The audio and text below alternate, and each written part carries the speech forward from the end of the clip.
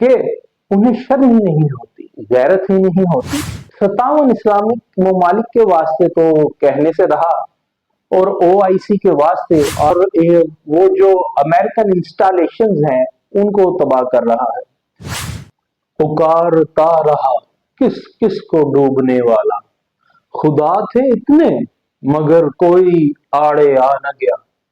और अगर आपके 7 भाई हों और आपके सबसे बड़े भाई के पास जनाब खुदकार आतशी असला भी हो, और आपको गली में एक दो गुंडे पीट रहे हों, मार रहे हों, तो क्या आपके भाई 7 भाई, एक आदमी या 2 आदमी आपको पीट रहे हैं गली में, वो आड़े नहीं आएंगे?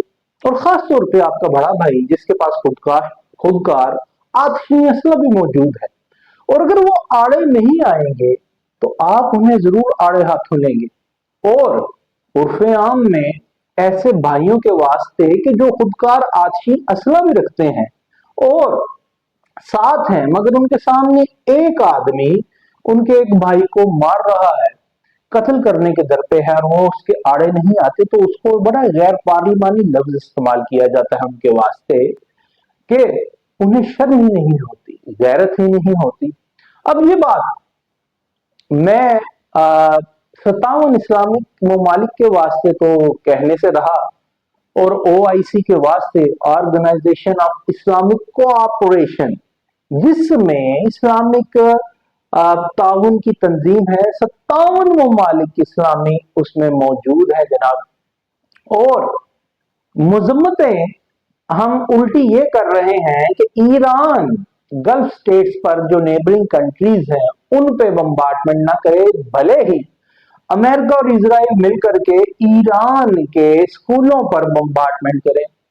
और हम आड़े बिल्कुल ऐसे आ रहे हैं कि उल्टा ईरान को समझाने तुले हुए हैं, और हम इजहार यकजहती उन अरब ममालिक के साथ कर रहे हैं जहां ईरान अमेरिकन और इजराइल के हमलों के बाद रिटेलिएट कर रहा है, और वो जो अमेरिकन इंस्टॉलेशंस हैं उनको तबाह कर रहा है।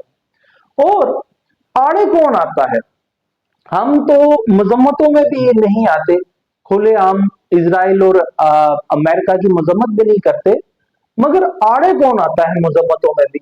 रशिया, प्यूटन, चाइना और कई और ममालिक दुनिया भर के।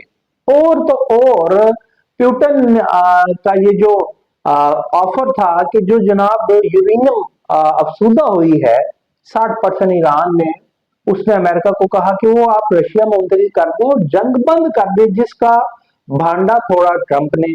उसने कहा जी कि ये पिछले हफ्ते मुझे फोन कॉल आया था प्यूटन का, उसने ये जंग बंदी की एक मुझे प्रपोजल दी थी जो मैंने रिजेक्ट कर दी है। और आज रशिया ने बजरिया अजरबैजान कई टन तिब्बी आलात वहां ट्रकों के जरिए ईरान को भिजवा रहे हैं, उनकी इमदाद कर रहे हैं। और रशिया ना सिर्फ दुनिया का पहला मुल्क बन गया है जिसने ईरान की प्रैक्टिकली मदद की है, बल्कि हम 57 इस्लामिक ममालिक हम ईरान के मदद बिल्कुल नहीं कर सके। हम 57 भाई ये खड़े हुए देख रहे हैं कि उसे 2 गली के गुंडे मार रहे हैं, पीट रहे हैं, और हम दम साधे हुए बैठे हैं। और अगर बात कर ली जाए कि ओआईसी की, ऑर्गेनाइजेशन ऑफ इस्लामिक कोऑपरेशन, ये कोऑपरेशन की ताउन तंजीम, इस्लामिक ताउन तंजीम क्यों है जी ये 57 ममालिक की?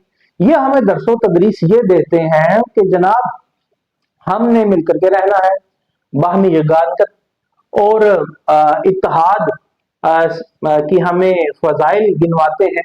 और इत्तेहाद ये है कि 57 इस्लामिक ममालिक दम साधे बैठे हैं, और एक इस्लामिक मुल्क पे 2 खारजी मुल्क हमलावर है, और हम उल्टी उसकी मजम्मतें कर रहे हैं, और खुल के ये भी नहीं कह रहे कि हम ईरान के साथ खड़े हैं। ये है ये इस्लामिक कोऑपरेशन ऑर्गेनाइजेशन ये है। और उसमें जो सबसे बड़ा भाई है जिसके पास खुद का असला है वो है Pakistan, atomic power of Islamic world. اور हम भी दम साधे बैठे हैं।